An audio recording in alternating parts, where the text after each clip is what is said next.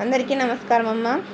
ఈరోజు మనం తెలుసుకుంటున్న అంశం ఏంటంటే 9వ తరగతి తెలుగులో 7వ పాఠ్యాంశమైన మాట మహిమ అనే పాఠ్యాంశానికి సంబంధించి టెక్స్ట్ బుక్లో ఉన్న అంశాలను మనము తెలుసుకుందాం.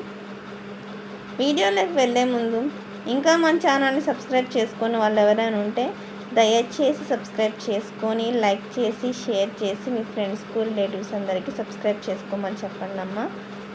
నా ఛానల్ని సబ్స్క్రైబ్ చేసుకొని ప్రత్యక్షంగా పరోక్షంగా సపోర్ట్ చేస్తున్న వాళ్ళందరికీ పేరు పేరున ప్రత్యేకమైన హృదయపూర్వక ధన్యవాదములు. ఇంకా ఆలస్యం చేయకుండా వీడియోలోకి వెళ్ళిపోదాం.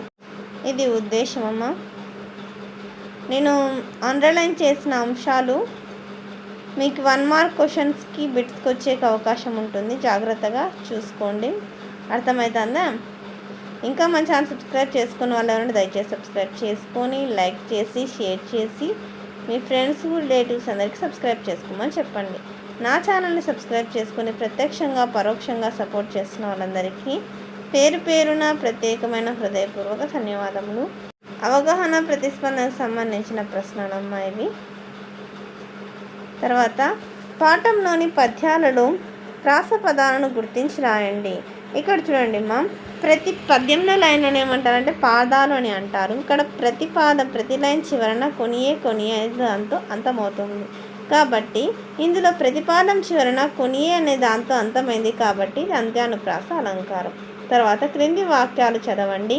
భావాలకు సరిపోయే పంక్తులను గేమ్లో గుర్తించి రాయండి. మనసులో విషయం మాటల్లో తీయదనం అంటే గేమ్లో ఏముంది? ఆత్మలో గరళంబు నంగిట నమృతంబు.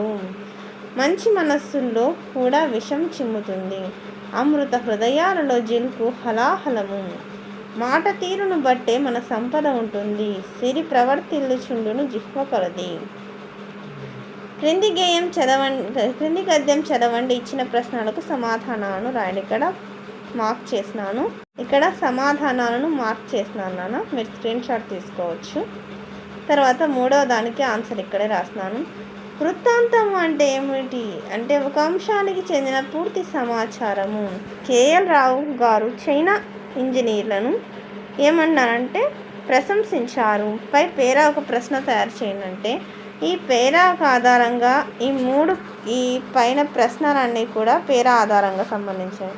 క్వశ్చన్ నెంబర్ 5 అని పెట్టి ఏదో ఒక క్వశ్చన్ యాస్టీస్గా రాస్తే సరిపోతుంది. క్రింది పద్యం చదవండి. ఇచ్చిన ప్రశ్నలకు సమాధానాలను రాయండి. ఇక్కడ పై పద్యం ఎవరి గురించి చెప్తోందండి? పై పద్యం మానవుని గురించి చెప్తోంది. పద్యంలో ఏ పని చాలా కష్టమైందని చెప్పారు అంటే మనసులో తెలుసుకోవడం చాలా కష్టమైన పనిని చెప్పారు వేమన. తర్వాత సుడియా అనగా అర్థం ఏంటంటే సుడియా అంటే వంపు కత్తి చురకత్తి. పద్యం నీవు నేర్చుకున్న నీతి ఏమిటి అంటే పద్యం నుంచి నేనేం నేర్చుకున్నాను? మనిషి చూసే విధానంగానే ఉండడు. అతని మనసులో ఏముంటుందో తెలుసుకోవడం ఎవరికి సాధ్యం కాదు అని తెలుసుకున్నాను. ఈ పద్యం వేమన శతకంలోనిది. ఏ శతకం అంటే వేమన శతకం. వ్యక్తీకరణ సృజనాత్మకతకు సంబంధించిన ప్రశ్నలకు సమాధానాలను నోట్స్లను మన ఛానల్లో అప్లోడ్ చేస్తున్నానమ్మా. దయచేసి సబ్స్క్రైబ్ చేసుకుని వాళ్ళు దయచేసి సబ్స్క్రైబ్ చేసుకుంటే మీకు ఆ వీడియోస్ అన్నీ వస్తాయి నాన్న. అర్థమవుతుందా? తర్వాత భాషాంశాలు పదజాలం. క్రింది వాక్యాలు చదివి ఎరుపు రంగులో ఉన్న పదాలకి అర్థాలను రాసి వాటిని ఉపయోగించి సొంత వాక్యాలను రాయండి. పతనము అంటే మార్గము, మితము అంటే తక్కువగా, కులాలుడై అంటే కమ్మరి, దుర్గుణాలు అంటే చెడు గుణాలు, గరళము అంటే విషము. క్రింది ఎరుపు రంగులో ఉన్న పదాలకు పర్యాయ పదాలు రాసి వాక్యాలలో ప్రయోగించండి. నేస్తాలు అంటే స్నేహితులు మిత్రులు, జిహ్వ అంటే నాలుక, రసన రసజ్ఞత, తిలకించు అంటే చూచు వీక్షించు ఆలోచించు, సిరి అంటే సంపద ఐశ్వర్యం భాగ్యం, పయనం అంటే ప్రయాణం అభినిర్ణయము గమనము, అమృతంబు అంటే సుధా నెయ్యి పాలు, అమృతంబు అంటే సుధా నెయ్యి పాలు మజ్జిగ ఉదగము, కాంచుట అంటే చూచుట వేడి చేయుట రక్షించుట. తర్వాత క్రింది వాక్యాలలో ప్రకృతి వికృతులను గుర్తించి రాయండి. భాషా ప్రకృతి భాషా వికృతి, పుస్తకము ప్రకృతి పొత్తము వికృతి, దూరమైన ప్రకృతి దువ్వి వికృతి, వర్ణాలు ప్రకృతి వన్నెలు వికృతి, యథా ప్రకృతి హృదయమే వికృతి. తర్వాత సాయం ప్రకృతి సహాయమే వికృతి. తర్వాత క్రింది జాతీయ ఉదాహరణను వివరించండి. కంకణం దాల్చు అంటే ఇక్కడ నేను ఆన్సర్స్ ఏ దానికి అక్కడ సపరేట్గా విడిగా రాస్తున్నాను. మీరు అప్పుడు దాని స్క్రీన్ షాట్ తీసుకుంటే సులభం అవుతుంటుంది. దీక్ష పూనుట అంటే కంకణం దాల్చుట. పూనుకునుట అనే అర్థంలో ఈ జాతీయాన్ని వాడతారు. తర్వాత గిల్లి జోల వాడడం అంటే బాధ పెట్టి బుజ్జగించడం అనే అర్థంలో ఈ జాతీయాన్ని వాడతారు. జుట్లు ముడి పెట్టడం అంటే తగాదాలు పెట్టి ఆనందించడం. తర్వాత విడదీసేది సంధి. అర్థమవుతుంది. ఎప్పుడే కానీ ఒకటే పదం 2 సార్లు వస్తుంది ఆమ్రేడితం అని చెప్పుకున్నాము. తర్వాత ఇక్కడ టకారం 2 సార్లు వచ్చింది చూడండి. ప్రతి దాంట్లో టకారం 2 సార్లు వచ్చింది కాబట్టి ఇక్కడ ఒత్తు ఒకసారి కింద ఒత్తు, ఇట్లా టకారం 2 సార్లు వస్తే విరుక్త టకారం అని అంటారు. ఇక్కడ ఒకటే పదం 2 సార్లు వస్తే అది ఆమ్రేడితం అని అంటారు. తర్వాత ఇక్కడ ఆ ఈ ఊరులకు ఏవో ఆర్లు వస్తే దాన్ని ఏమంటారంటే గుణసంధికి వస్తుందమ్మా. ఇక్కడ రసనేంద్రియం అంటే రసన ప్లస్ ఇంద్రియం. తర్వాత పరస్పరానురాగం పరస్పర ప్లస్ అనురాగం సవర్ణ దీర్ఘసంధి. పరాధీనము అంటే పరా ప్లస్ ఆధీనం జశ్వసంధి. ఉర్వి ఎల్ల ఉర్వి ప్లస్ ఎల్ల యనాదేశ సంధి. తర్వాత సమాసాలు. క్రింది పదాలు చదవండి, విగ్రహవాక్యం తెలిపి ఏ సమాసమో రాయండి. ప్రాణహాని ప్రాణమునకు హాని షష్ఠీ తత్పురుష సమాసం. అమృత హృదయులు అమృతం వంటి హృదయులు ఉపమానపూర్వపద కర్మధారయ సమాసం. లోకభాండము లోకమనడి భాండము రూపక సమాసం.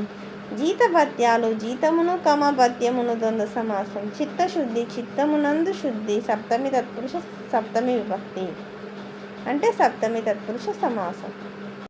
మధుర పదార్థాలు మధురమైన పదార్థాలు విశేషణ పూర్వపద కర్మధారయ సమాసం. కురు వృద్ధులు కురువంశంలోని వృద్ధులు మధ్యమపద కర్మధారయ సమాసము. ధీరోత్తుడు ధీరుడైన ఉదాత్తుడైన వాడు విశేషణ ఉభయపద కర్మధారయ సమాసం. వృత్యానుప్రాసం. ఇక్కడ క అనే అక్షరం అనేక సార్లు రిపీట్ అయింది కాబట్టి అవృత్తమైంది కాబట్టి వృత్యానుప్రాసం. రెండవ దాంట్లో క్ష అనేది అనేక సార్లు అవృత్తమైంది కాబట్టి వృత్యానుప్రాసం. తర్వాత ఇక్కడ ట అనేది 4 సార్లు అవృత్తమైంది కాబట్టి ఇది వృత్యానుప్రాస అలంకారం. ఇక్కడ దకారం అనేక సార్లు పైన చూడండి కదా, ద అనేది అనేక సార్లు, ఇక్కడ చూడండి ఇక్కడ ఎక్కువ సార్లు ద అనేది అనేక సార్లు అవృతమైంది కాబట్టి వృత్యానుప్రాస అలంకారం. తర్వాత ఇక్కడ డి అనేది అనేక సార్లు అవృతమైంది కాబట్టి వృత్యానుప్రాసం. ఇక్కడ క్ష కదా, ఇట్లా ఒకటే అక్షరం అనేక సార్లు అవృతం అవుతుంది కాబట్టి వృత్యానుప్రాసం. తర్వాత ఛందస్సమ్మ. ఉత్పలమాల భరణవ భరవ ఛందస్సు వచ్చే భరణవ భరవ అనే 7 గణాలు ఉత్పలమాలకు చెందినవి. పై పద్యపాదం ఉత్పలమాల వృత్తములకు చెందినది. దీని యందు భరణవ భరవ అని 7 గణాలు వరుసగా వచ్చును. ఇందులో 20 అక్షరాలు ఉంటాయి. ఇక్కడ అక్షరాలు అంటే మీరు ఇక్కడ ఈ గణాలు వస్తాయి, దీనిని మాత్రం ఎంచుకోవాలి. అర్థమవుతుందా? 20 అక్షరాలు కలవు. 1, 10 అక్షరాలు. ఇక్కడ చూడండి, 1వ దానికి 1, ఇక్కడ 3, ఇక్కడ 6, 7, 8, 9, 10. ఇక్కడ చూడండి కదా, 1, 10 అక్షరాలకు ఏ వే. ఇక్కడ వే అన్న ఏలా వినపడుతుంది కాబట్టి ఎత్తి చెందును. 4 పాదాలను 4 పాదాల లక్షణం సమాసం. అంటే ఈ ఉత్పలమాన పద్యంలో 4 లైన్లు ఉంటాయి. ఏ లైన్ తీసుకున్నా ఈ సేమ్ ఇవే లక్షణాలే వస్తాయి. తర్వాత ప్రాస నియమం కలదు. మీరు ఫస్ట్ ఛందస్సు చేసుకోవాలంటే ఈ యమాతారాజ బాణసలగం ఉంది కదా, ఈ యమాతారాజ బాణసలగం అనే సూత్రం ఎట్లా రాస్తున్నానో అట్లనే రాసి నేర్చుకుంటే మీకు ఏ ఛందస్సు అయినా సులభమే. ఇక్కడ నేను చేస్తున్నానమ్మా, కానీ మీకు ఇక్కడ ఇబ్బందికరంగా ఉంటుందని నేను జాగ్రత్తగా విడివిడిగా మీకు అర్థమయ్యేలాగా వివరించి ఇక్కడ చేస్తున్నాను. మీరు ఇది స్క్రీన్ షాట్ తీసుకోండి. ఇంకా మన ఛానల్ సబ్స్క్రైబ్ చేసుకొని వాళ్ళు ఎవరంటే దయచేసి సబ్స్క్రైబ్ చేసుకొని లైక్ చేసి షేర్ చేసి మీ ఫ్రెండ్స్కు రిలేటివ్స్ అందరికీ సబ్స్క్రైబ్ చేసుకోమని చెప్పండి. నా ఛానల్ని సబ్స్క్రైబ్ చేసుకొని ప్రత్యక్షంగా పరోక్షంగా సపోర్ట్ చేస్తున్న వాళ్ళందరికీ పేరు పేరున ప్రత్యేకమైన హృదయపూర్వక ధన్యవాదం. అందరికీ ధన్యవాదాలు. దయచేసి వీడియోని మాత్రం స్కిప్ చేయండి.